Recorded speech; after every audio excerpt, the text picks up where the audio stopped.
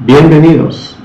Hoy vamos a seguir con nuestro estudio del 9 de Av, que venimos viendo desde hace una semana, y comenzamos a ver este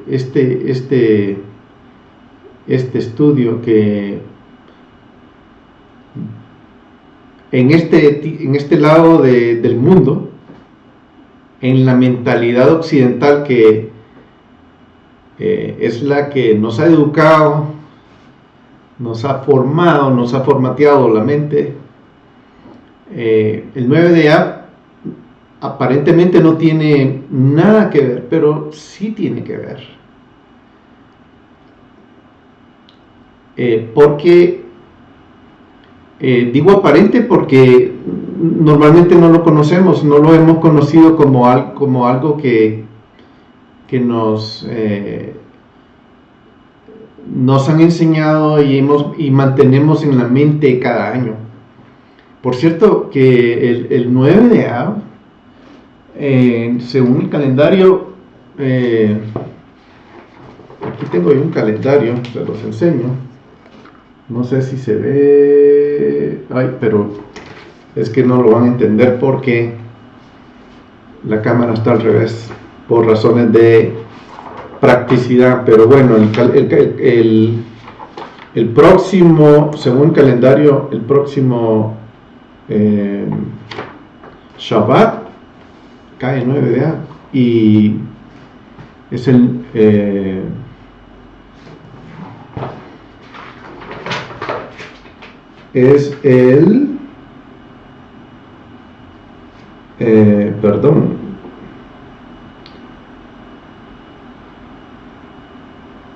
es el 10 de agosto en el calendario nuestro gregoriano, es el 10, y yo creo que es bueno que tengamos en mente, que desarrollemos ese sentido espiritual que las escrituras tienen, porque las escrituras son vivas, no son relatos históricos que quedan asentados en blanco y negro en unas páginas que quedan ahí metidas en la Biblia y no tienen validez o no están vigentes, y es todo lo contrario, están vigentes totalmente. Y eso es lo que estamos yo estoy tratando de animarles a todos ustedes a que veamos las escrituras como algo que está vigente. Tradicionalmente, el 9 de Av, tal y como lo decimos, no está, pero es el noveno día del quinto mes, y ese sí está cuando lo leemos así en la Biblia, y precisamente si está es porque le tenemos que poner atención, y normalmente se declara ayuno durante este día. Es un día que recuerda muerte, es un día que recuerda destrucción, persecución. ¿Quién quiere recordarse de algo de eso? No queremos, pero vimos que Zacarías dice que todos estos días, en Zacarías 8 lo vimos, que estos días Dios va a tornarlo, y particularmente en los días previos a la venida del Mesías, Él va a tornar estos días de luto, los va a tornar a gozo, y esa es la parte que realmente a mí me toca, me impresiona. O sea, sí, son tiempos que nos recuerdan algo, cosas que no son destrucción y todo, pero ¿cuál es la razón de la destrucción? ¿Por qué hubo destrucción? Y esas son las cosas que nosotros tenemos que tener en cuenta y saber por qué. Y muchas veces tenemos que saber por qué, porque al saberlo podemos aplicar razón opuesta. Por ejemplo, si el templo fue destruido porque nosotros cometimos algún error, entonces apliquémoslo a la inversa.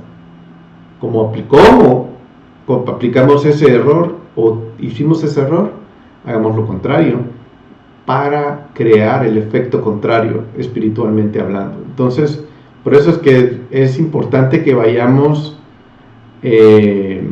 viéndolo así.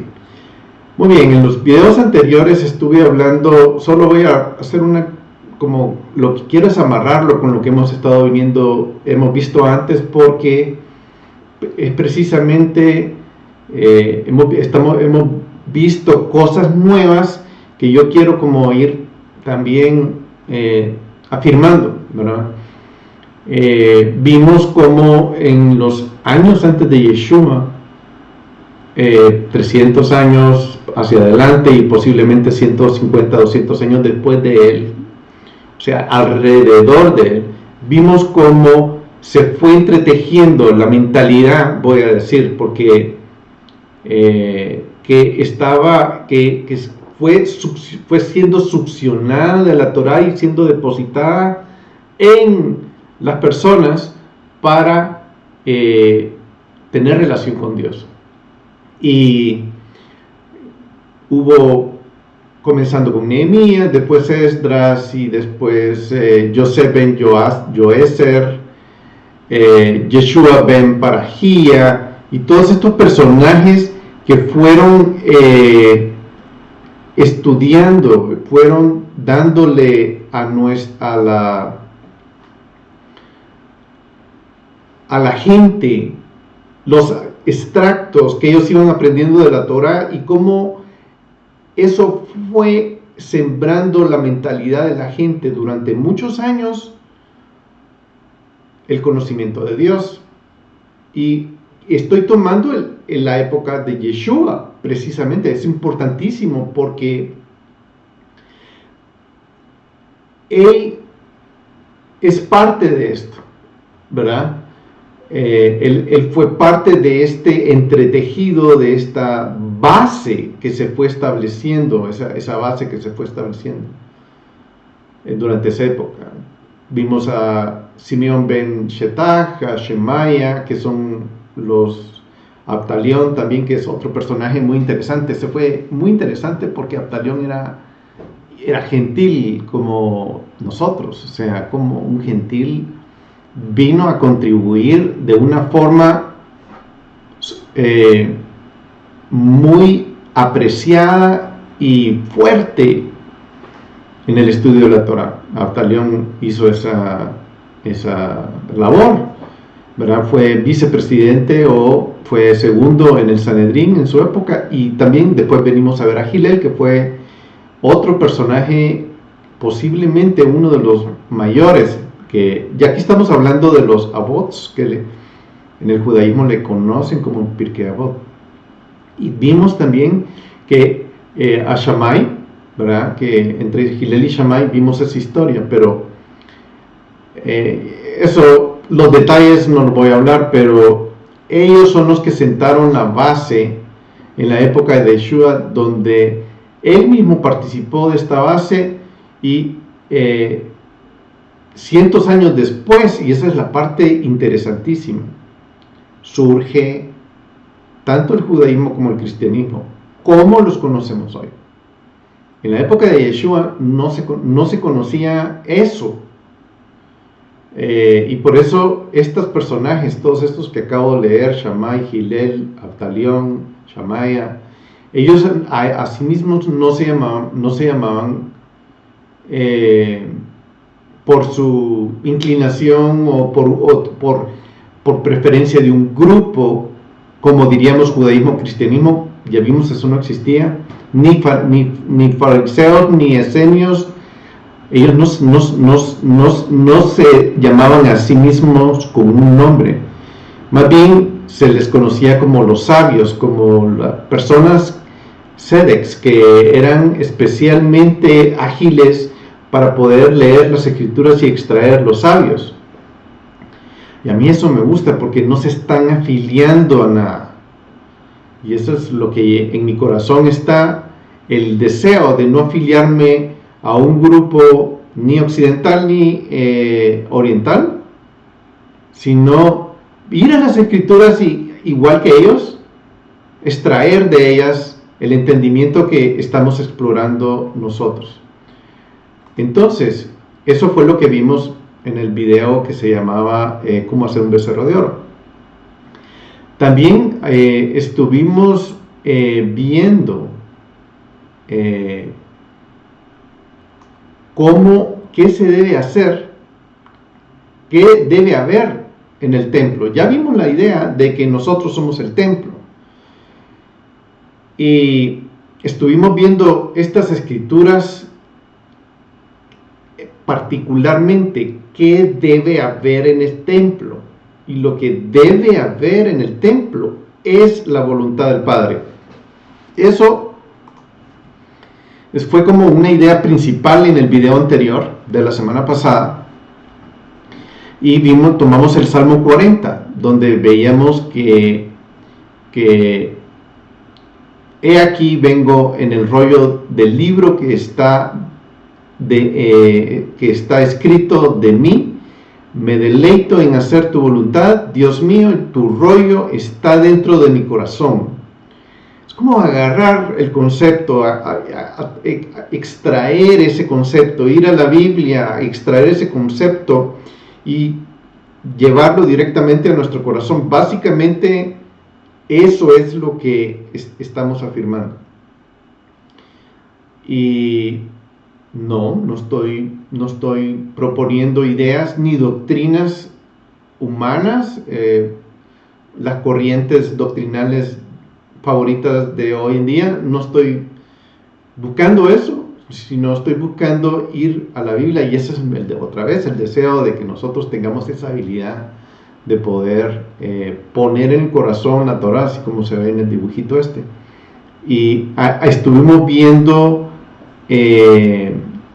escrituras como Marcos 3:35, que dice: porque cualquiera que hace la voluntad de Dios, este es mi hermano, mi hermana y mi madre. Este es Yeshua diciendo eso. Cualquiera que hace la voluntad de Dios es mi hermano. O sea, lo pone el que hace la voluntad de Dios es porque está yendo a las escrituras. Cualquiera que hace eso es mi hermano. Está diciendo Yeshua, está diciendo eso. Es alguien cercano a mí. Ese es el que, si el punto es la voluntad, las escrituras, ahí está puesto la voluntad. Yo estoy yendo a ellas, y cualquiera que llegue a ellas, nos estamos encontrando en un punto común. Así es de sencillo. Habrá otra escritura en Juan 5:10 que dice: venga tu reino, hágase tu voluntad. Juan 6:10. Venga tu reino, hágase tu voluntad, aquí en la tierra como en el cielo. Esa es famosa la escritura, la conocemos, es parte de una oración famosa. Pero nuevamente, tener intimidad con Dios tiene que ver con hacer la voluntad del Padre. Si vamos a ser nosotros el templo de Dios, es porque dentro de nosotros está ese peso de la voluntad de Dios. Muy bien. Otra escritura en Juan 5:30: yo no puedo hacer nada por iniciativa mía, como oigo, juzgo, y mi juicio es justo, porque no busco mi voluntad, sino la voluntad del que me envió. Pues otra vez, o sea, 6:38 del libro de Juan dice: y su palabra no la tenéis morando en vosotros, porque no creéis en aquel que la envió, en aquel que él envió. Y aquí está Yeshua, lo vimos. Todo esto profundizamos mucho en el video anterior. No voy a hablar mucho de eso, pero si quieren entender un poquito más, hay que ir a ver el video anterior. Muy bien. Lucas 22:42. Padre, si es tu voluntad, aparta de mí esta copa y no se haga mi voluntad, sino la tuya, ¿ok? Aló, no se haga mi voluntad, sino la tuya. ¿Cómo voy a saber cuál es tu voluntad? Hay una fácil y hay una menos fácil. La más fácil es ir a leer la Biblia y entenderla, ir a la Torah, entender cuál es la voluntad de Abba, y ahí está, ¿verdad? La otra menos fácil es ponerse a orar hasta que uno llegue a eso. Eso no es imposible, es más difícil, pero es viable, ¿sí? Pero tengo que ir en el camino, siguiendo el camino que Dios quiere que yo vaya siguiendo. ¿Qué es lo que yo pongo en la cabeza? ¿A qué le doy yo valor, aprecio? ¿Qué es lo que yo hago en mi vida diaria? Y en esto vimos esta escritura de Romanos 12, que por consiguiente, hermanos, os ruego por las misericordias de Dios, que presentéis vuestros cuerpos. O sea, aquí donde viene todo esto. Aquí hay una relación directa entre las escrituras y mi cuerpo. Y esto es lo que yo estoy tratando de ir elaborando hoy, ir enterrando en nuestra mente el concepto de que mi cuerpo y la voluntad de Dios tienen que ver para yo convertirme en algo que es importantísimo, y es lo que dice la Escritura, como un templo de Dios, yo convertirme en ese templo. Entonces él dice que presente mi cuerpo como sacrificio vivo y santo, o sea, ¿dónde se presentan los sacrificios? Aquí la relación es sumamente directa. Los sacrificios, en la época en que Pablo escribió esta escritura, se presentaban en un lugar y solo en un lugar, en el templo. Pero aquí está hablando de que me presente yo como sacrificio vivo, o sea, mi templo lo use para presentar mi culto racional a Dios. Y me está diciendo que no me adapte, que no me entregue, no ponga las cosas de este mundo primero, sino que sea mi mente, mi mentalidad transformada. Yo nací en una mentalidad occidental en Centroamérica, he vivido en El Salvador, en Guatemala, en Estados Unidos. Es la misma mentalidad, una mentalidad occidental. Pero la Biblia no tiene esa mentalidad. La Biblia no fue escrita para personajes con mi mentalidad. Y el pretender ir a leer la Biblia y leer la Biblia con mi mentalidad, sin considerar la mentalidad con que fue escrita para la gente que fue escrita con la misma mentalidad, es muy difícil llegar a una conclusión o renovar el entendimiento. Entonces, la Torah tiene esa característica. Yo puedo ir a aprenderla, yo puedo estudiarla, y yo puedo ir cambiando la mentalidad.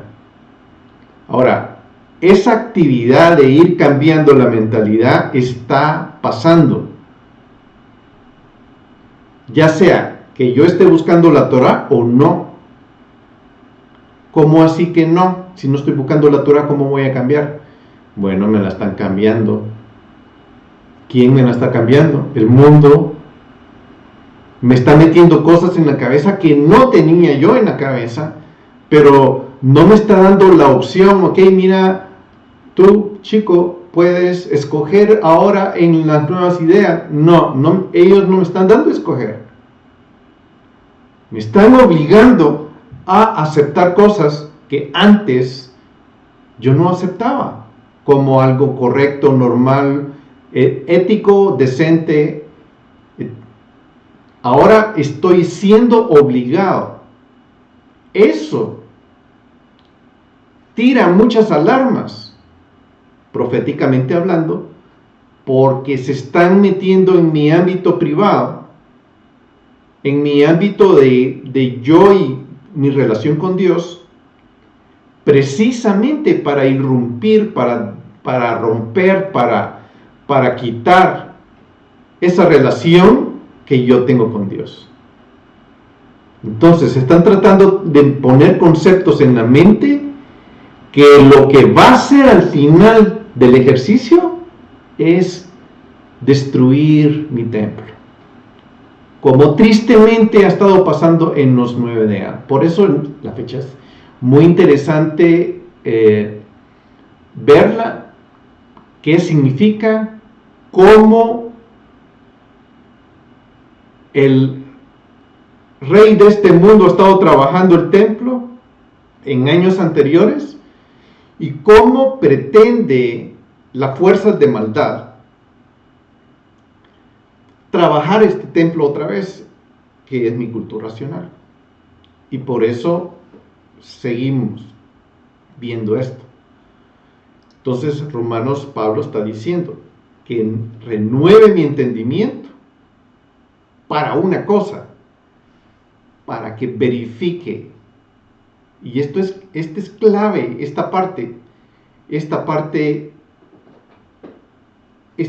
palabra, para que verifique cuál es la voluntad.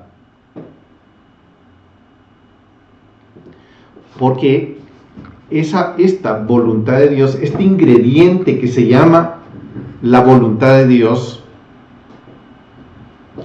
cuando yo lo mezclo, cuando yo entiendo, cuando yo hago, como hacía Yeshua, yo no hago mi voluntad sino la de Él. Cuando yo comienzo a hacer esa voluntad de Dios y la voy poniendo por práctica y la voy actuando, entonces va pasando algo. Mi mente está siendo renovada, transformada. Mi culto racional está siendo moldeado de una forma en que está atrayendo la presencia de Dios a mi vida. Y ese es lo que yo tengo que seguir explorando, ¿verdad? Entonces, ¿qué tiene que pasar en mi cabeza? Lo que tiene que pasar es renovar mi entendimiento con eso nuevo, esa cosa, todo eso que la Torah me está enseñando, que es nuevo, yo tengo que ir y aprenderlo. Muy bien, otra cosa que estuvimos viendo fueron las tragedias. Voy a pasar rápido por las tragedias, no me voy a detener. Primero fue el pecado de los espías, segundo fue la primera destrucción del templo. Todas estas son reacciones como Dios juzgó al mundo, porque dentro de ellos, no dentro del templo necesariamente, había pecado, y ese pecado que había dentro de cada uno de ellos se fue manifestando en otras formas. Destruyó el primer templo, segundo templo. En el año 132 fue la destrucción de la batalla de la ciudad de Betar, que fue una destrucción fuerte. Y al final, en el 133, el año siguiente, araron el monte Santo. Imagínense arar el monte Santo después de que había un edificio ahí hecho de piedra, con piedras increíbles, y terminan arándolo con vacas y arando. Esto lo dijo el profeta de Miqueas cuando dijo: por tanto, a causa de vosotros Sión será arada. ¿A causa de qué? De vosotros. ¿Por qué? Porque en mí ya no está ese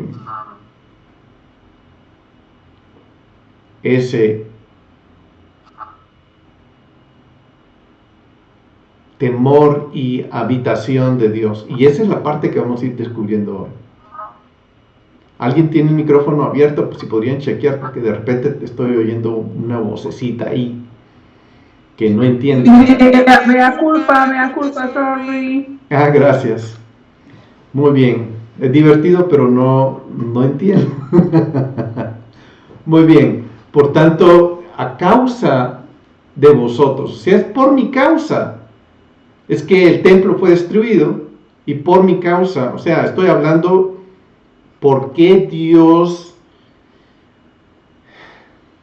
destruiría nuestra relación. Me refiero a la relación de Dios conmigo, es por mi causa, ¿verdad? Y por esa misma causa fue destruido el templo, al punto de que fue arado. Vaya, pero ¿qué? Esto de estar arando es algo que está pasando hoy en día. Nada más que en vez de ir a arar el Monte Santo, están arando el Monte Santo, que es mi mente. Y eso es lo que yo decía. Actualmente se está tratando, están haciendo un asalto de nuestras ideas, de nuestras mentes. Están tratando de forjar una nueva forma de pensar dentro de nosotros, ir agarrando nuestras generaciones e irlas destruyendo poco a poco, porque ha sido poco a poco. Nos han ido dividiendo la generación baby boomers, la generación X, la generación los millennials, pónganle cualquier nombre. Pero es una forma de irnos diferenciando. ¿Por qué mi papá no tiene las ideas que yo tengo? Sí, porque él es un baby boomer y yo soy un X o un millennial, ¿no? O sea, ellos van sembrando ideas para irnos separando poco a poco al punto que hemos venido a llegar hoy. Y eso es la tragedia moderna del 9 de Av. Eso es lo que está pasando hoy. Eso es lo que en nuestros días eso es lo que, si por algo deberíamos de estar llorando, ¿verdad? Por cierto que oí a un rabino en una sinagoga hablando recientemente de, no, ¿y por qué yo no voy a llorar por el 9 de Av? A mí no fue en mi generación y no, yo no soy. Y sí, ¿quiénes son los que se quejan eso? Los chiquitos, los millennials. ¿Por qué yo? ¿Por qué? Momento. Es porque no han estudiado la Torah, es porque no han ido a la palabra de Dios, es por eso, ¿verdad? Pero si nosotros vamos a la Torah y vamos a investigar qué es lo que he venido hablando, lo que tenemos que poner en nuestra mente es la voluntad de Dios, ¿verdad? ¿Cómo? Pues tenemos que ir a buscarla y leerla. Vimos en la clase anterior este fenómeno del cometa Schumacher-Levy o Shoemaker-Levy 9, ¿verdad?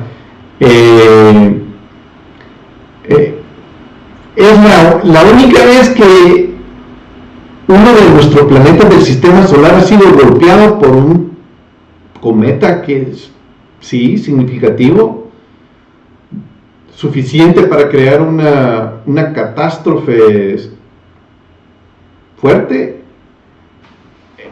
Digo fuertes, si a nosotros nos hubiera caído una pedrada de esas, no estaríamos vivos actualmente, ¿verdad?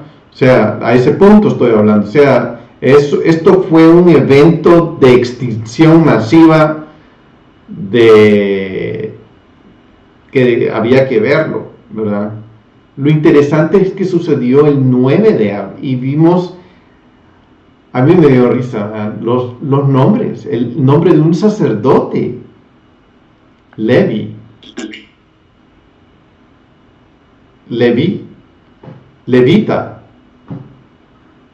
O sea, el nombre de un sacerdote, el 9 de Av. el día de la destrucción del templo. Y qué casualidad que en uno de esos días del 9 de Av, en el templo, antes de destruirlo, los romanos pusieron a Júpiter. Júpiter, ahí donde pegó el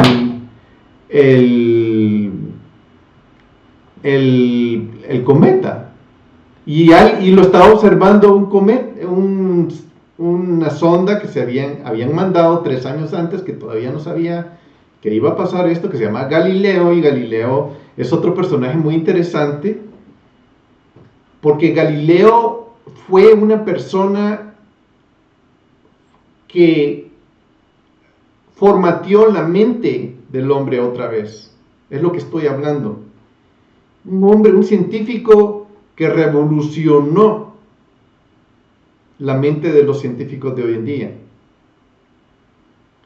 Y todavía los necios de los religiosos de esa época lo trataron de hereje y lo metieron preso el resto de su vida.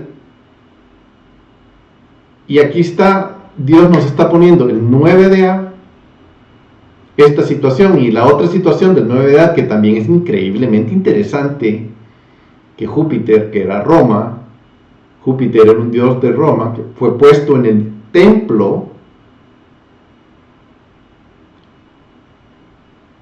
en el segundo templo, y vimos como a Marduk, que era el otro dios de los babilonios, cuando los babilonios conquistaron Jerusalén en la época de Jeremías, y vienen ellos y ponen a su dios, ¿verdad?, ahí también en el templo, Marduk, que es otra representación también de Júpiter. ¡Qué interesante! Y los babilonios destruyeron el templo con su dios, que pusieron con ese dios chueco y tan mal y apestoso, fueron a contaminar el templo de Dios. Y después lo destruyeron. Todo el 9 de Av. Es que, perdonen, pero las estadísticas, para los que saben hacer matemáticas, esto es un evento que hay que contemplar totalmente, ¿verdad? Y no ignorarlo. Y Galileo, pobre Galileo, terminó en la cárcel el resto de sus vidas. Mejor se fue y bueno, las tragedias siguieron, ¿verdad? Y vamos a hablar un par, que esta es la última, la que yo considero la más cerca a nosotros. El 15 de agosto de 2005, Ariel Sharon ordenó la evacuación de Gush Katif en Gaza, y eso lo hablamos. Y las cosas que pasaron ahí fue entre Bush y Ariel Sharon. George Bush fue el que obligó a Ariel Sharon a que entregaran las tierras, y fue el 9 de Av. ¿Y qué pasó después? Destruyeron toda la ciudad de Gush Katif, que estaba en Gaza, y el huracán Katrina pegó en Nueva Orleans en 2005, el 28 de agosto del 2005. Y lo interesante es que el 28 de agosto fue el día en que destruyeron en Gush Katif lo último que fue la sinagoga que había ahí, que era templo. Ese 28 de agosto en Gush Katif destruyeron lo último donde estudiaban la Torah, y ese día, el mismo día, entró este fenómeno meteorológico a la ciudad de Nueva Orleans en Estados Unidos. Fue tremendo, o sea, y hoy estamos en la batalla final, que es la batalla de nuestra mente, y por eso valía la pena ir recordando esto. Les hablé de una reunión que hay en el Vaticano, donde está esta gente de alto nivel tratando, decidiendo qué tenemos que aprender nosotros, no nosotros, sino ellos están decidiendo qué nuevas formas de género debemos aceptar, nuevas ideas y metiéndonos en la cabeza precisamente la semilla malévola que va a hacer que la presencia de Dios abandone la tierra. ¿Y qué va a pasar? Imagínense, la historia ha sido suficientemente descriptiva, ¿verdad? ¿Y quiénes son los que están detrás de todas estas decisiones? ¿Es el Vaticano? No, no es el Vaticano como pensamos que hice la reunión. No son ellos, sino es el World Economic Forum, que es un grupo de pensadores científicos que no aman a Dios y que nos están sino ya lograron bastante ir formateando nuestra mente para que nosotros vayamos atendiendo estas nuevas ideas. Entonces, eso es lo que está pasando. La destrucción quieren seguirla haciendo y no es algo que nos conviene. Entonces, tenemos que ponernos las pilas para no dejar que la tecnocracia siga drenando y arruinando nuestra mente, porque los ataques que estamos teniendo son de 360 grados, son demasiados, son sin tregua, tienen la intención de sacar nuestras raíces de nuestra cabeza, nuestro templo, están arando nuestra mente literalmente, separándonos de generación y degenerándonos a nosotros, con mentiras garrafales, sin vergüenza, abiertamente malévolas, y como que fueran bomberos con mangueras de alta presión tirándonos desinformación en la cabeza. Nosotros vemos las noticias y lo que vemos en las noticias es lo que no está pasando. Y en vez de ponernos las inundaciones que están pasando en Italia, en España, en Indonesia, en China, nos ponen que un perrito se fue en un hoyo y una señora lo salvó. Una desinformación garrafal que estamos teniendo en nuestro templo. Bueno, esos son los líderes de hoy.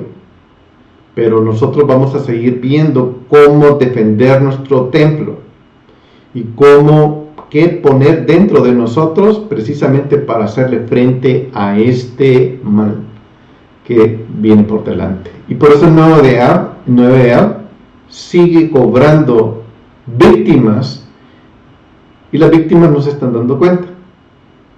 Pero nosotros sí, y lo que necesitamos es revertir ese efecto para que no suceda eso en nosotros. Entonces, el efecto es ininterrumpido, las fuerzas del mal siguen destruyendo, y aquí estamos en nuestro estudio nuevamente, y vamos a seguir estudiando. Aquí tenemos una foto de lo que sugiere ser del Nuevo Testamento, obviamente la foto es moderna, donde está Yeshua enfrentando a los religiosos de esa época. Por cierto que los religiosos de nuestra época son tecnócratas. No, los religiosos de las iglesias no hacen cosquilla y no pican, no hacen bu y no le hacen nada a nadie. Los religiosos de hoy son los que practican la hechicería, la maldad, y lo combinan con la ciencia, y nos están tratando de arrancar lo que bueno que hay en nosotros. Bueno, Yeshua está aquí en el templo, está frente a los religiosos de esa época. Y hay una discusión muy interesante en el libro de Juan. Y aquí vienen ellos y pregunta, les dice los religiosos. Bueno, en el Juan, estoy leyendo de Juan 2, 18 al 22. Y básicamente lo que le está diciendo, bueno, ¿y qué señal nos muestras? Entonces ya que haces tantas cosas, ¿qué señal nos muestras? En el versículo 19 dice, Jesús respondió y dijo, destruid este templo y en 3 días lo levantaré. En 46 años fue edificado este templo y tú lo levantarás en 3 días. Ni siquiera lo podemos destruir en 3 días. ¿Qué pasa? ¿Estás loco? Que ni siquiera 3 días es suficiente para destruirlo. Pero en 46 años fue edificado. Y tú en 3 días piensas levantarlo. ¿Estás loco? Por supuesto que él estaba hablando en términos que él no entendía.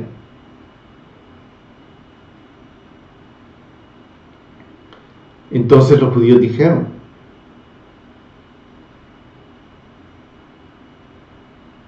en 46 años fue hecho y tú no. Pero él hablaba del templo de su cuerpo. Ahora, si nosotros estudiáramos la Torah, pudiéramos hacer esa relación. Obviamente ellos no la estudiaban y no hicieron la relación.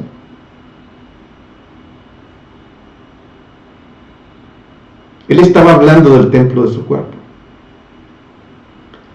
Ahora, aquí hay una cosa muy interesante. Yo creo que la toqué la vez pasada, pero la voy a volver a tocar. Yeshua fue muerto y al tercer día resucitó. O sea, el templo vino y resucitó de nuevo, pero hay una cosa muy interesante.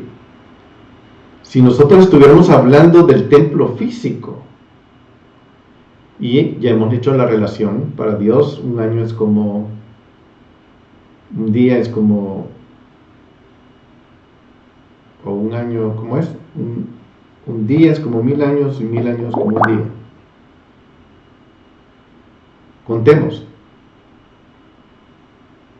Él dice que va a levantar el templo en 3 días. Son 1, 2 y el tercero. Al principio del tercer día es el tercer día.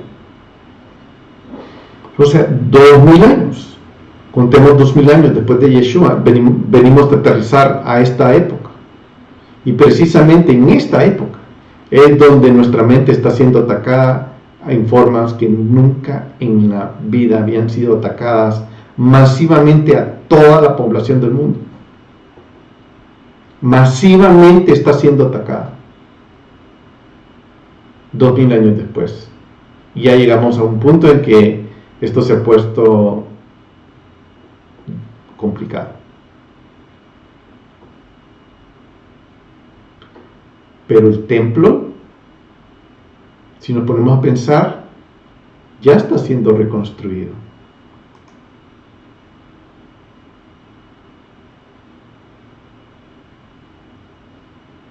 Tal vez no está en la forma en que está en este dibujo, pero está muy cerca. Y para aquel que es observador, ya sabe que ya están las grúas puestas.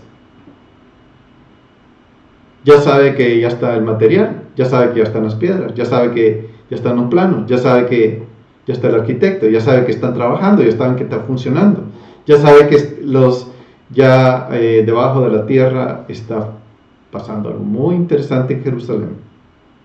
Ya saben que que solo falta una etapa muy pequeña y que esto está funcionando. Esto está más cerca de lo que nosotros pensamos. Como este territorio donde va el templo, el lugar donde Dios escogió el lugar, las personas, el tiempo.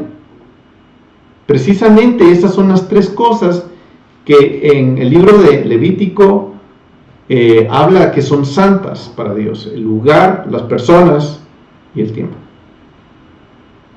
Y por eso son las tres cosas que estamos considerando en serio: el lugar, las personas y el tiempo, y mezclando todo lo que ha pasado del lugar, personas y tiempo en esta etapa de la vida y las etapas anteriores.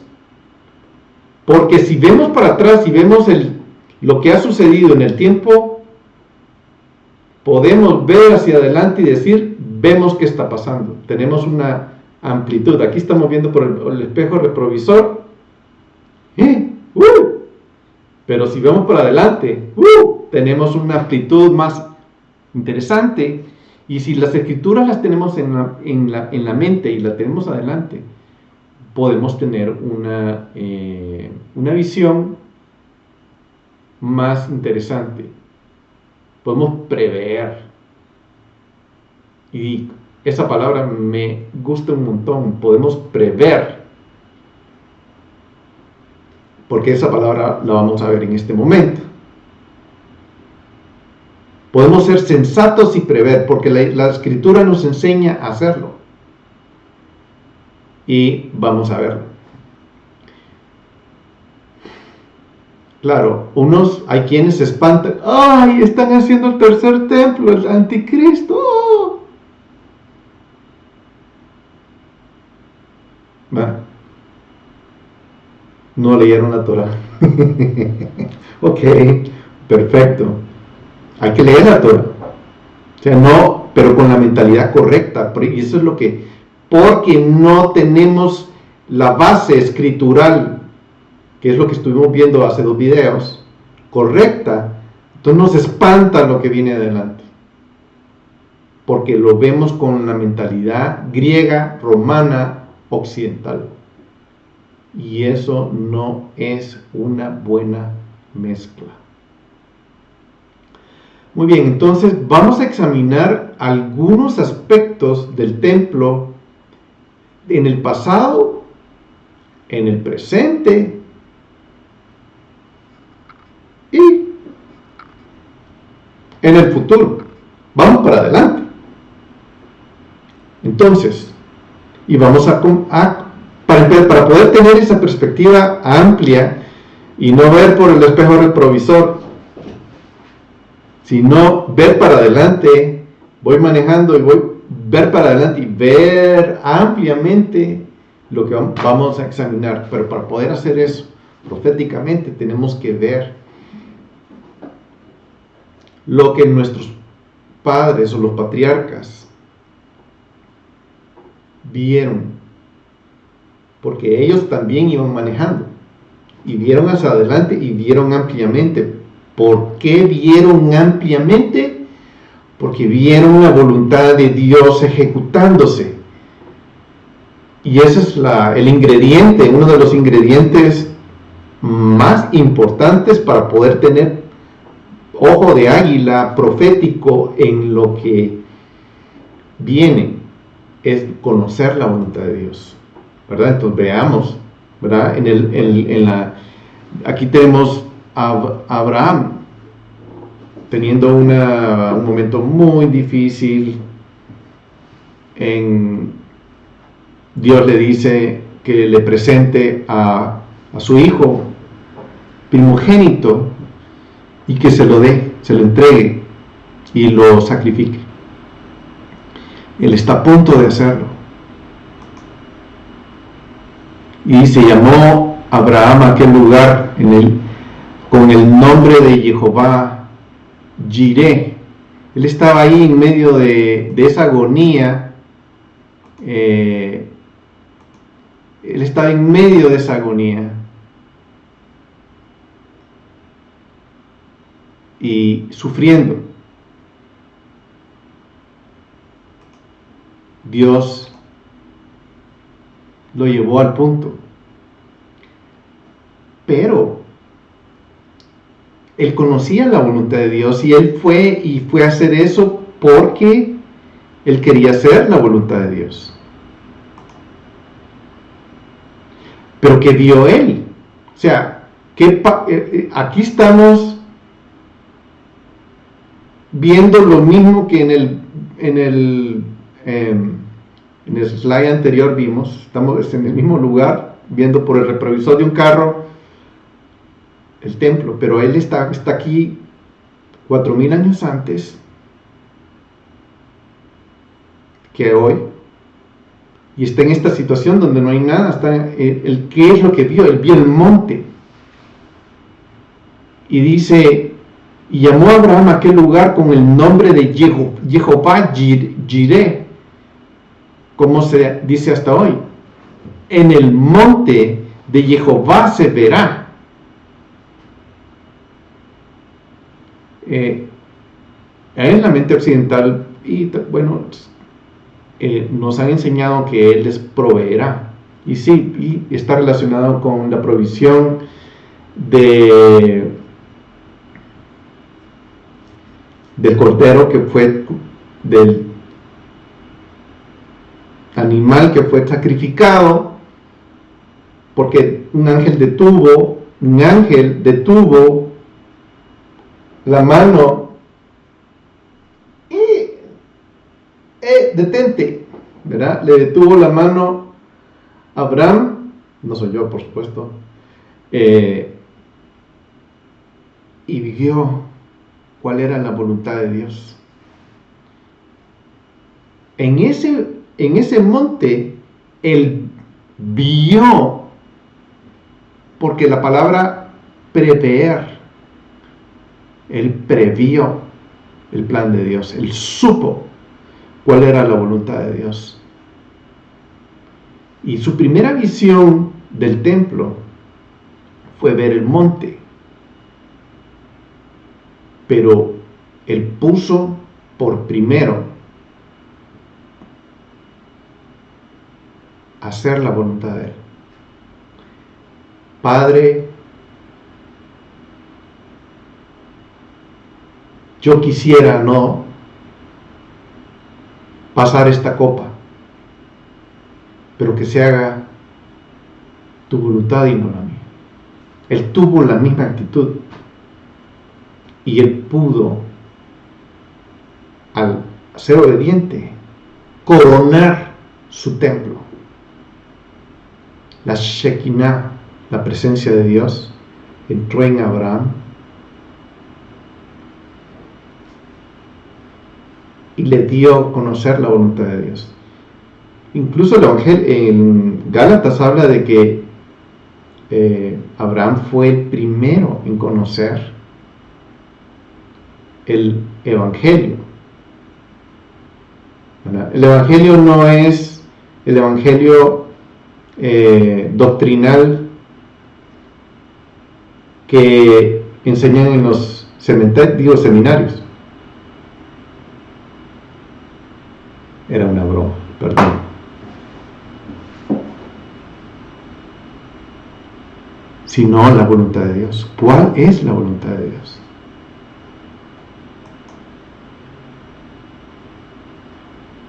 Escenario 2. Aquí estamos en el desierto. Está Eleazar, Rebeca, van en camino a conocer a Isaac.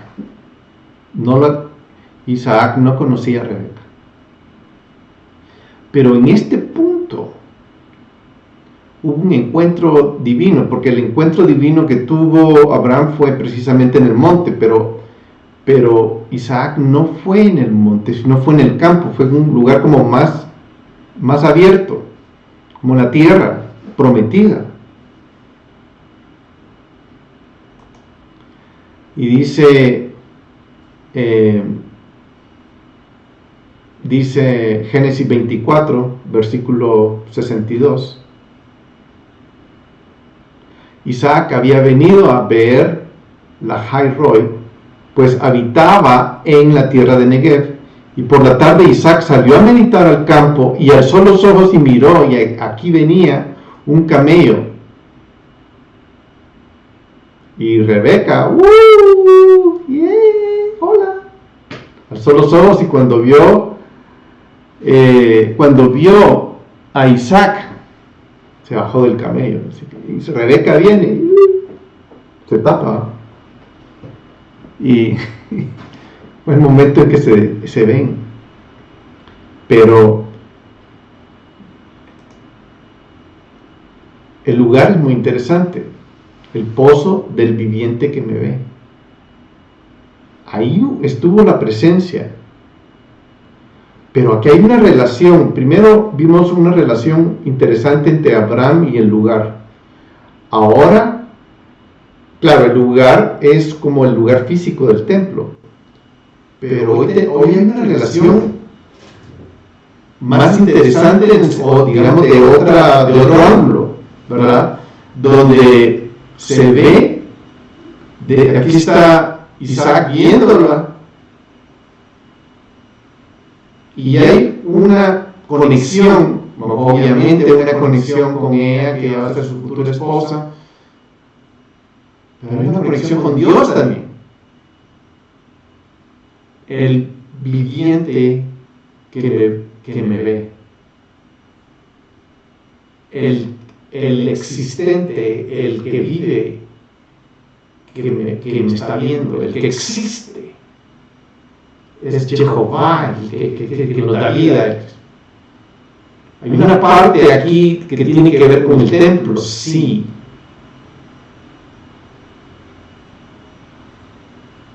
Que es ella. Lo vamos a dejar ahí porque vamos a regresar a este punto con otro ángulo. Y aquí tenemos el otro patriarca. Aquí está Jacob, que está yéndose de la tierra en Génesis 28. Y va huyendo de su hermano Esaú y se va para buscar a Labán en Harán. Está a punto de salir de la tierra y pasó por este lugar. Iba cansado, vio una roca, se acostó y se durmió y pertenece a Dios. Y aquí está él, en este lugar, y se duerme.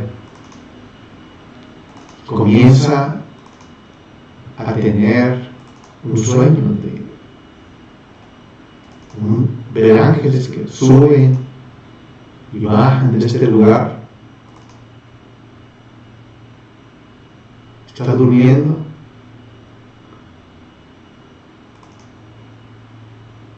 Pero está en el lugar. Pero hay dos cosas pasando aquí. ¿Podemos estar hablando de un templo físico? ¿O podríamos estar hablando de otro tipo de templo? Espero que se les haya ocurrido que esos ángeles estaban subiendo y bajando en el templo y en el templo. ¿Cómo en el templo y en el templo? Sí, vamos a ver esa parte, ¿verdad?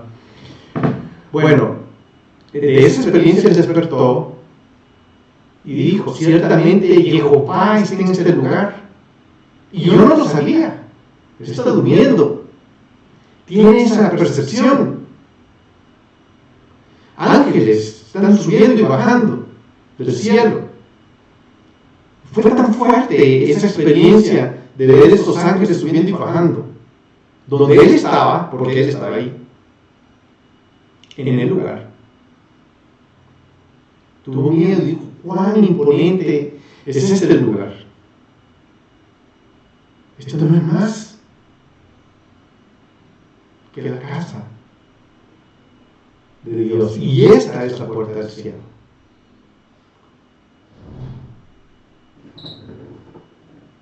Estamos hablando de la roca. Sí, pues sí, es el lugar. Pero estamos hablando también del templo. Y en eso quiero que vayamos meditando, porque sí, Dios quiere que hagamos un templo, pero vamos a ver esas razones. Porque en realidad, ¿qué es lo que le interesa a él? ¿Un edificio o su gente?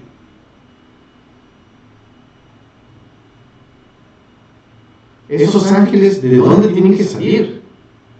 ¿De un edificio, de una carpa, o de una tienda, o de la gente? ¿Qué es lo que a Dios le interesa?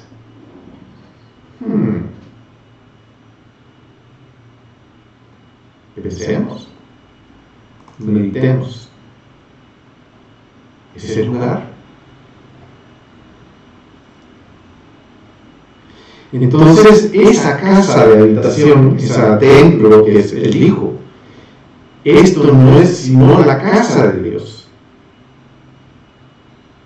Es importante, por lo tanto hay que ver qué quiere decir eso. Y lo que quiere decir es un lugar donde habitar, residir, vivir.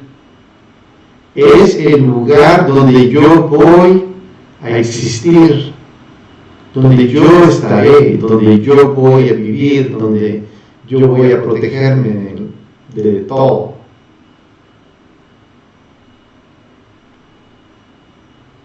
Ese es el lugar donde yo voy a experimentar la presencia divina. Pero esa presencia divina en la Biblia se expresa de dos formas. Una en el sentido corporal, es decir, en la casa real, que es el Shakán de Jehová, su morada, el lugar donde él va a morar.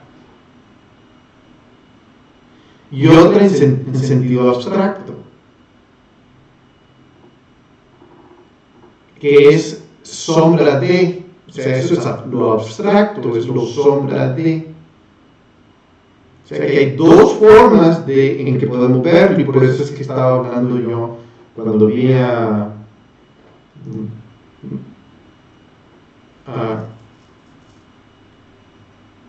Jacob acostado en la camita, ¿verdad? Soñando. ¿Es el lugar? Sí, es el lugar. Pero eso quiere decir que en el lugar físico hay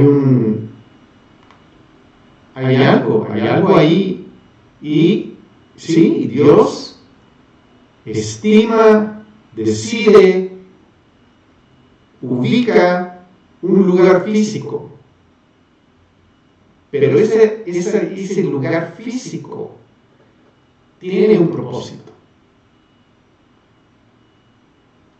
No es el lugar que Él quiere para vivir, eso es bien claro, y lo vamos a ver. Pero en el sentido abstracto es la sombra, es decir, es la representación simbólica mediante el llamado o establecimiento de su nombre, es por donde Él pone su nombre y donde Él quiere que nosotros vivamos, que es ese lugar en el santuario, es el nombre Shechem Shem. Es el nombre de ese lugar, Shechem Shem, el lugar donde el nombre habita, que puede ser un santuario o gente, o una persona, un santuario o gente. ¿O ignoráis que sois templo del Espíritu? Esa es la parte abstracta del concepto. Entonces, no ignoremos ninguna de las dos. Y precisamente, y nuevamente, vengo yo y lanzo nuevamente la pregunta. ¿Qué estaría más interesado Dios? Ahora, ¿se recuerdan lo que dijo Yeshua? ¿Qué dijo Yeshua? Destruid este templo y en 3 días lo levantaré. ¡Wow! ¿Qué le pasa? Nuevamente, ¿qué aplicación está dando él a esto? ¿La parte abstracta o la parte física del templo?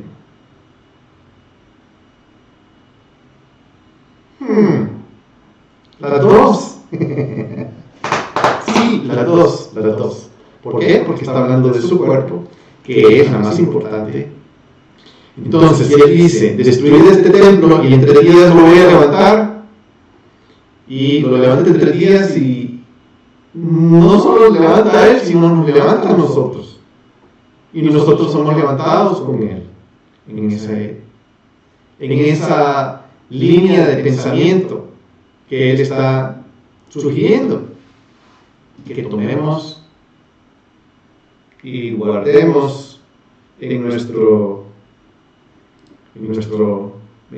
templo, porque si él fue levantado, nosotros vamos a ser levantados. Pero la parte también que les decía, físicamente se va a dar también. Ya llegamos a principios del 3er día, si no hemos llegado, ya estamos llegando, pero ya estamos viendo. Si vamos a Jerusalén, vamos a verlo. Ahí está, ¿verdad? Entonces esa es la parte que nosotros tenemos que considerar. Esta casa, como la llamó Jacob, es el objeto de nuestro estudio, ¿verdad? Significa habitar, o habitar para residir, para existir en un lugar o estado dado y morar con alegría. Ese es todo el asunto de la casa. Es un lugar donde yo voy a habitar, ¿verdad? Entonces, aquí tenemos una foto del tabernáculo. El tabernáculo es otro lugar donde él decide que va a habitar. Si consideramos el lugar físico, vemos que el lugar tiene una delimitación, tiene cortinas, tiene el altar principal de sacrificios, tiene el lavacro, la entrada, va para adentro, ¿verdad? Etcétera. Ya saben todo lo que tiene. O sea, tiene mobiliario y tiene un lugar muy específico, muy especial, ¿verdad? Y además hay manifestaciones, hay una nube, hay una columna de fuego, ¿verdad? Entonces, el tabernáculo es considerado como un indicador, es como que vamos en un avión y los numeritos y las altitudes y las distancias y las elevaciones y la inclinación del avión, si vamos así, si vamos así, si vamos para abajo, si vamos para arriba, todo eso es una indicación. El templo no es más que un indicador.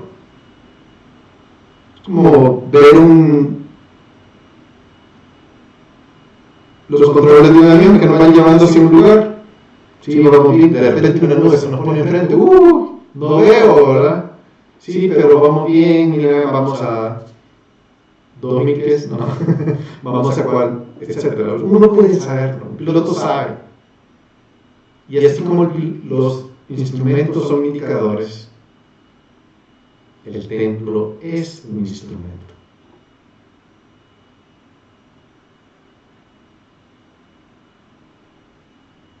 De este templo. ¿Sí? Entonces, el indicador, el instrumento indica la presencia de Dios en el lugar.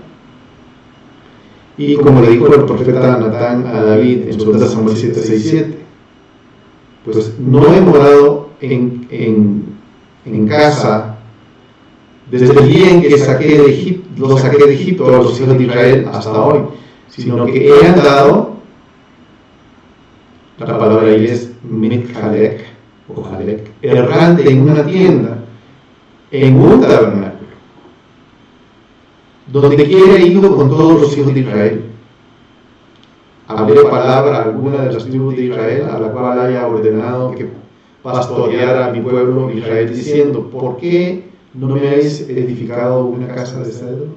¿Se quejó alguna vez de que yo tenía una casa? Y lo que sucede es que el templo físico es un indicador. Es un lugar donde él pone su nombre para habitar en los templos que él quiere habitar. ¿Verdad? Eso mismo habla, porque viene la presencia de Dios. ¿Y qué quiere Dios?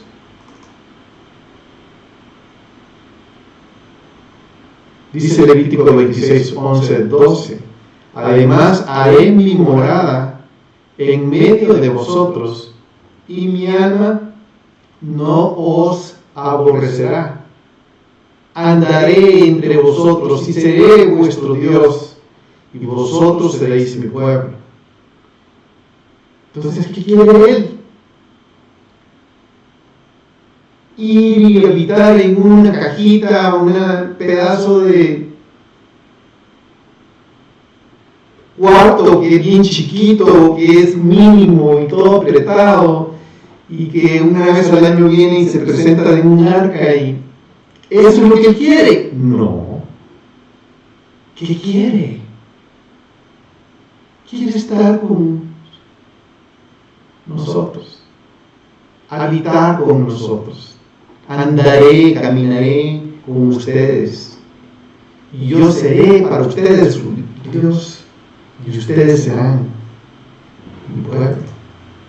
Eso es todo lo que Él quiere. Que se ande por el medio del campamento y ande su presencia moviéndose y paseándose en la gente, dando y entrando en su templo, donde Él quiere que habitemos con Él. Su presencia habitará, su Shekinah habitará en medio y se paseará. Y no solo habitará antojadizamente andando ahí, sino también juzgará cuando no se hace su voluntad. Y sabemos, hubo casos de gente ahí que no hizo la voluntad de Dios, y los casos más suaves, Él no lo hizo, que se vaya al campamento 7 días y que regrese, y que el sumo sacerdote lo revise y vamos a ver si, ok, ya. Entonces puede andar porque la Shekinah anda ahí. Era un campamento santo de templos, de lugares, de donde Él quería habitar.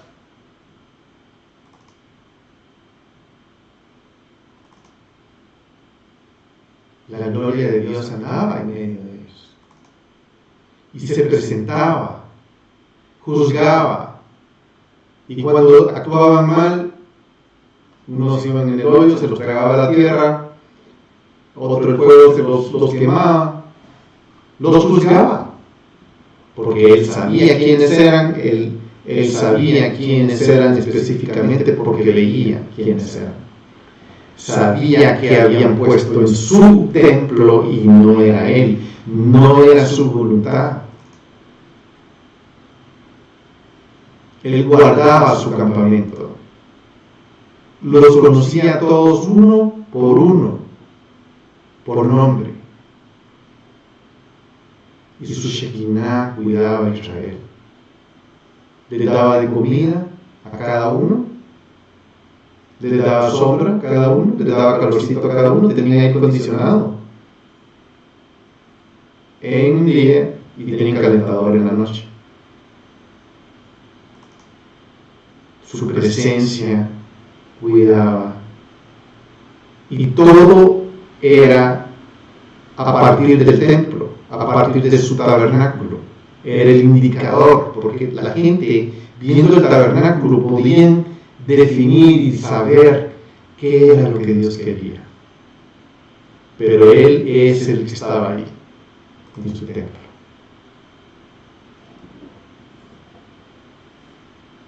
Él quería moverse. Por eso dijo, en medio de su pueblo, dijo, y que hagan un santuario para mí, para que yo habite Shakkanti, yo habite entre ellos. Y de esta palabra es donde viene la palabra Shekinah, de habitar, de ahí viene. La Shekinah es porque Él habita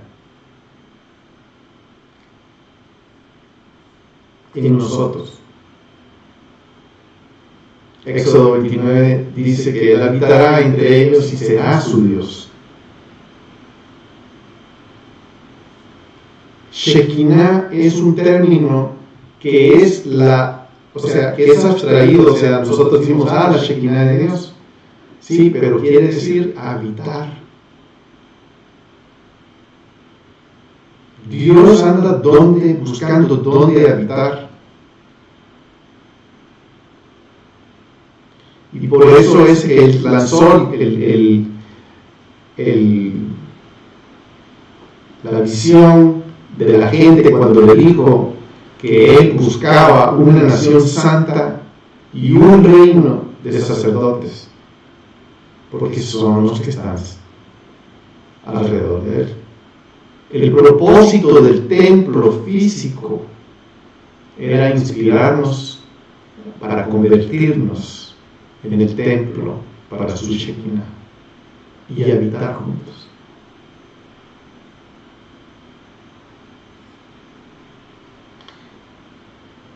Y esa era la misión del pueblo de Israel: habitar en forma colectiva alrededor de Él y en forma individual. Y cada persona tenía la obligación de llegar a ese momento de habitación. Por eso cuando era Yom Kippur, todos se reunían frente del tabernáculo y el punto era encontrar el perdón de Dios colectiva e individual. Pero Dios lo que Él quiere es habitar en su templo. Ese templo. No un templo hecho por mano de hombre, sino un templo hecho por su mano. Porque ahí es donde su Shekinah quiere habitar. Y por eso es importante el concepto, porque ahora entendemos por qué está siendo nuestro templo atacado, particularmente en nuestros días. Porque quiere el malvado, el lobo feroz, arrancar de nosotros todo vestigio de santidad, para que no seamos ejemplos, arrancar la posible conexión que haya con Dios dentro de nosotros.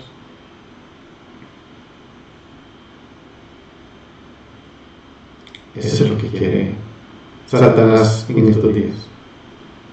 Muy bien, por eso dice en Éxodo 25:8, haz para mí un santuario para que pueda habitar en ellos. Solo dicen 4 palabras: Tevek, Shakan, Mikdash y Asa. Perdón, Asa, Mikdash, Shakan, Tevek.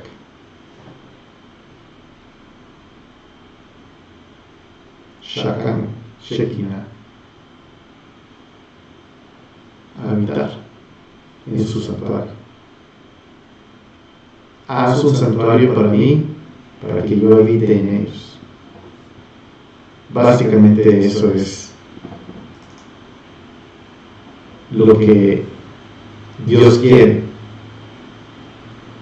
Dios quiere al hombre sobre el tabernáculo. Nos quiere a nosotros sobre el tabernáculo.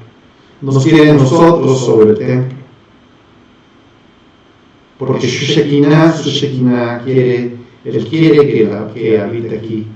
¿Cómo la vamos a conocer su presencia? Haciendo su voluntad, como lo vimos anteriormente en el video anterior.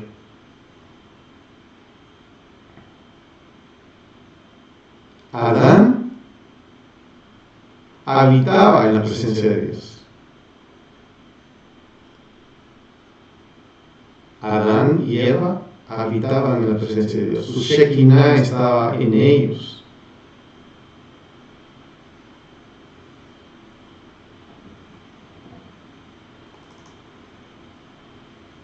El término Shekinah quiere decir habitar. Básicamente eso es. Entonces, la dedicación del tabernáculo, los rabinos dicen que fue como el día de la creación, como el día cuando creó al hombre y mujer.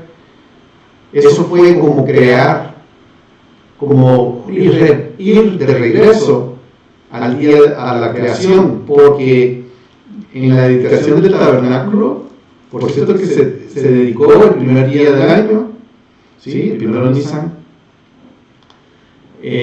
No es el día de la creación, pero es el día de la redención, el mes de la redención y el año en que Dios decidió que empezara de nuevo el conteo del tiempo en su año. Porque aquí nos está llevando Dios al concepto del principio. Y el principio, en la parte donde Él quiere que seamos creados, porque Él está levantando su tabernáculo. Ahora, ¿qué es lo que hace que ese primer día de inauguración del tabernáculo sea importante? Es porque Dios está haciendo su tabernáculo, el donde Él quiere habitar. Nos está agarrando el primero de Tishri, como se celebraba antes de estos eventos, sino está agarrando el primero de Nisan, que es a partir de la redención, el mes de la redención, porque el inicio de toda la reconstrucción y renovación del templo viene a partir de la redención. Y Él escogió un nuevo día para hacerlo. Él está tomando este día, el particular, para dedicar el tabernáculo, y lo está haciendo igual que la creación. ¿Por qué? ¿Qué tiene de igual? Su presencia. Porque Él va a habitar en medio de su pueblo, como habitó con Adán y Eva. Y eso es lo que Él va a hacer. Él quiere habitar en medio de nosotros, ¿verdad?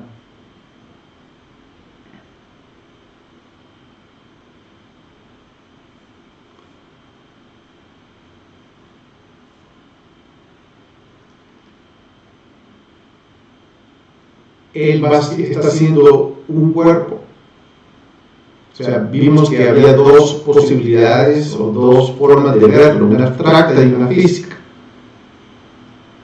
La abstracta es el lugar. Pero ya vimos que este es un indicador, es un lugar que nos va a indicar que dónde anda, qué está haciendo. Pero realmente él está buscando la parte abstracta, que es el cuerpo, es el templo, que es lo que venimos hablando, que es lo que está directamente relacionado con el Mesías. Y nosotros le decimos el cuerpo del Mesías, en lenguaje occidental, el cuerpo de Cristo, como un lugar donde habitar.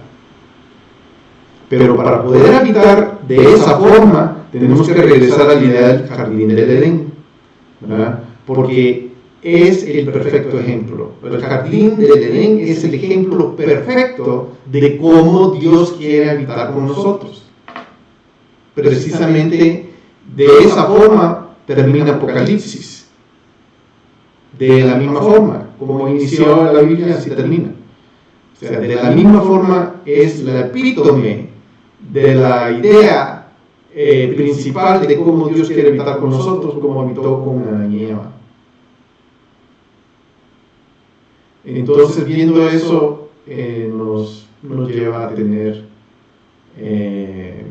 una buena idea de qué es lo que quiere Dios de nosotros. En Eclesiastés 1:9 dice: lo que fue, eso será. Y lo que se hizo, eso se hará. No hay nada nuevo debajo del sol.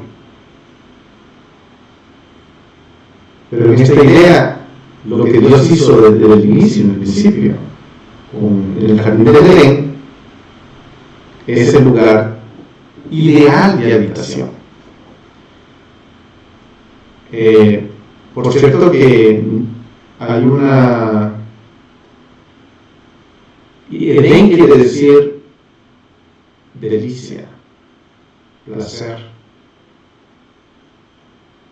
El jardín del Edén es la epítome del templo, de cómo Dios quiere habitar con nosotros. Y por eso se llama así, porque para Dios eso es una delicia, es lo que Él quiere, es lo que es. O sea, Dios es Dios, pero Él nos creó porque Él tiene una necesidad igual que nosotros. Y Él llegar a juntarnos, ¿verdad?, en ese jardín especial de delicia, en ese lugar de habitación ideal. Porque así como Él caminaba en el jardín del Edén junto con Adán y Eva, Él quiere que regresemos a eso, a ese templo, para renovar, caminar en su presencia, en ese jardín que Él hizo. Y Él se quiere mover, igual que lo hizo con Israel en el desierto. Pero para poder caminar tenemos que saber cuál es su voluntad y hacer su voluntad, ¿verdad? Comer del árbol de vida, que es la Torah, y hacer, caminar en esa idea de que su templo es realmente esa comunión con Él, esa idea de estar con Él. Pero el 9 de Av se mete en toda esta idea, es una amenaza,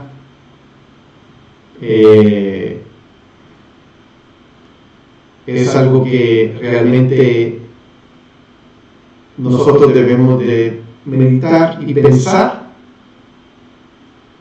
que el 9 de Av está destinado para ser cambiado, precisamente todo lo que es luto, pasarlo a gozo. Muy bien. Finalmente, quiero mostrarles este dibujo que Yo lo hice con otros dibujos, no lo hice yo totalmente, pero agarré muchos dibujos y los uní. Y este es como mi, llamémosle mi versión de El Jardín del Edén, donde está el libro, el árbol de la vida, como lo puse como el arbusto, la zarza ardiendo, que fue la que vio Moisés en el monte, ¿verdad? Adán ahí dormidito allá, Eva que sale de él, la presencia, la Shekinah de Dios, allá está, moviéndose, sus ángeles bajando, y hay 3 edificios, ¿verdad?, que son el primer, el segundo y el tercer templo, ¿verdad?, que al final van a culminar precisamente donde Él quiso, o sea, no edificios, sino que su Shekinah en nosotros. Entonces, la idea es que nosotros cultivemos nuestra Shekinah, nuestro templo, precisamente con la voluntad de Dios, de la misma forma que Yeshua se presentó su cuerpo como sacrificio vivo, santo, agradable y perfecto, para comprobar cuál es la voluntad de Dios, que ya sabemos que la voluntad de Dios es el árbol de vida, o la Torah. Que nosotros vayamos y comprobemos y alimentemos nuestro templo precisamente con la voluntad de Dios, que eso es lo que nos va a dar vida al final y eso nos va a bendecir. Muy bien. En esta nota quiero terminar el tema de Nueva de Av, no en una, obviamente, empecé hablando de la parte negativa, la destrucción, la depresión, cómo Dios se fue, cómo se fue la presencia de Él, y si nosotros vemos que el templo es un indicador, es precisamente Dios se va. ¿Por qué? Porque nosotros no estamos haciendo su voluntad.